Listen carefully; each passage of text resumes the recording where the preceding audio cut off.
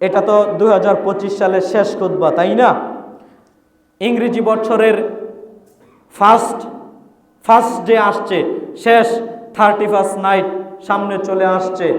Happy new year, কত আহ্বান জানাবে, কত শুভেচ্ছা জানাবে এদেশের যুবক যুবতী।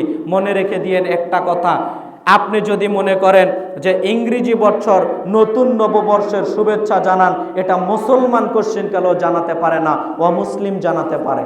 কথা বুঝেন? মুসলমান কখনো ইংরেজি বছরের নতুন দিনকে শুভেচ্ছা স্বাগত জানাতে পারে না, এটা অমুসলিম জানাতে পারে। কেন? এইগুলো হচ্ছে হিন্দুয়ানি নীতি, এইগুলো হচ্ছে ইহুদিয়ানি নীতি। ইহুদি খ্রিস্টান এই কাজ করতে পারে, মুসলমানের সন্তান বিজাতীয় সংস্কৃতি কোশ্চিনকালেও মনের ভিতর বাস্তবায়ন করতে পারে না। অতএব আপনার সন্তান যদি মুসলিম হয়ে থাকে, অবশ্যই অবশ্যই অবশ্যই অবশ্যই ইহুদি খ্রিস্টানের নীতি অবলম্বন না করে মুসলিমদের কৃষ্টি কালচার গ্রহণ করার চেষ্টা করেন। সম্মানিত দ্বীনি মুসলিম ভাই বোন, এই হিন্দুয়ানি প্রথা বাদ দিবেন।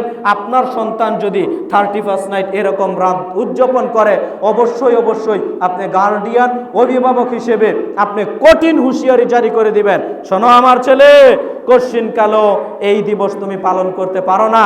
শোনো আমার মেয়ে, কোশ্চিনকালেও এই দিবস পালন করতে পারো না। আরে আশ্চর্য হতে হয়, আপনি জানেন, শুনলে আশ্চর্য হয়ে যাবেন।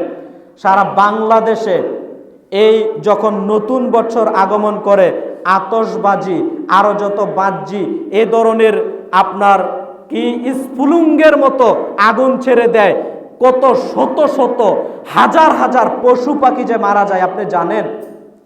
অনেক টিভি চ্যানেল এরা নিউজ প্রকাশ করে পরের দিন, বাড়ির ছাদে, আপনার বিল্ডিংয়ের ছাদে, টিনের ছাদে, রাস্তায় পড়ে থাকে কত হাজারো পশু পাখি, কত হাজারো পশু পাখি পড়ে থাকে। আপনার পাখি, কত সুন্দর সুন্দর ফুটফুটে পাখিগুলো পড়ে থাকে।